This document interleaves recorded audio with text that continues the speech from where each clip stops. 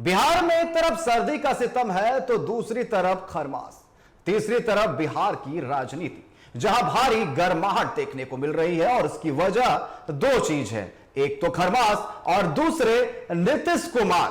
खरमास के बाद नीतीश कुमार किसके होंगे, इस बात को लेकर सियासी बयानबाजी अपनी रफ्तार से चल पड़ी है। लालू यादव ने नीतीश पर डोरे डालते हुए खुला ऑफर क्या किया, जेडीयू और बीजेपी हाथ धोकर लालू और तेजस्वी पर टूट पड़ी। हैरान करने वाली बात यह है कि लालू के बयान से तेजस्वी ने खुद को अलग कर लिया, लेकिन यह नहीं कह सके कि नीतीश के लिए उनके दरवाजे खुले नहीं हैं। देखिए इस पर एक रिपोर्ट। मौसम जितनी सर्द है, पटना की सियासत उतनी ही गर्म।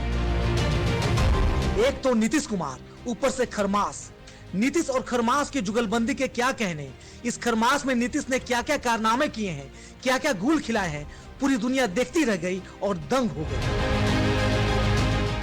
लिहाजा जब जब खरमास आता है, सबकी नजर एक टूक नीतीश कुमार पर ही टिक जाती है और नीतीश कुमार चुपचाप मजा लेते हुए करवट बदल लेते हैं। नीतीश के इस करवट बदलने को दुनिया पलटू मार राजनीति कहती है। खैर, फिर से खरमास है और बिहार की राजनीति में फिर से खटर पटर शुरू हो चुकी है। एनडीए में भी सब कुछ ठीक नहीं है। नीतीश कुमार सहज नहीं है, लेकिन पलटने जैसी असहजता अभी पैदा नहीं हुई है। गाहे बगाहे हर सियासी कुनबे से बयान आते रहते हैं। हवा और मिजाज भांपने के लिए कोई ठहरे पानी में ढेला भी फेंक देता है।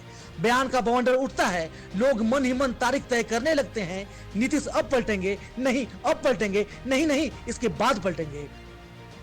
और इस तरह कोई नीतीश कुमार पर डोरे डालकर दरवाजे खोलने लगता है तो सत्ता के कुनबे में नीतीश की ऐसी जबरदस्त मान मनोबल होती है जितनी खातिरदारी मिथिला में दुल्हा और बरातियों की नहीं होती होगी। बीते दिन पटना में एक मीडिया हाउस से बातचीत में आरजेडी सुप्रीमो लालू यादव ने बस इतना कह दिया कि नीतीश के लिए आरजेडी के दरवाजे खुले हैं। अगर नीतीश फिर से वापसी करते हैं तो वो नीतीश के पुरानी गलतियों को माफ कर देंगे। लालू के बयान पर सियासत लाल पीली हो गई।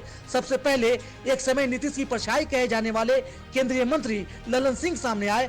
कहा लालू क्या कहते हैं उनसे पूछिए, नीतीश तो एनडीए में ही है, एनडीए के ही हैं।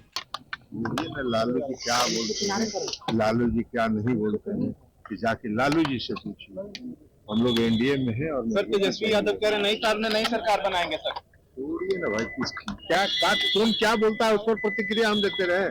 बोलने के लिए आजादी है, फ्रीडम है।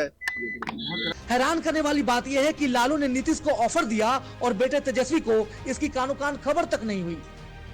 तेजस्वी ने पिता लालू के बयान से किनारा कर लिया, लेकिन चाचा और भतीजे फिर से साथ होंगे इस बात से इनकार भी नहीं किया। आप पत्रकार लोग आप पूछते रहते तो क्या बोलेंगे, आप लोग को ठंडाने के लिए बोले। चलिए, नीतीश एनडीए में है, इस बात को लेकर बीजेपी भी कॉन्फिडेंस में नहीं है।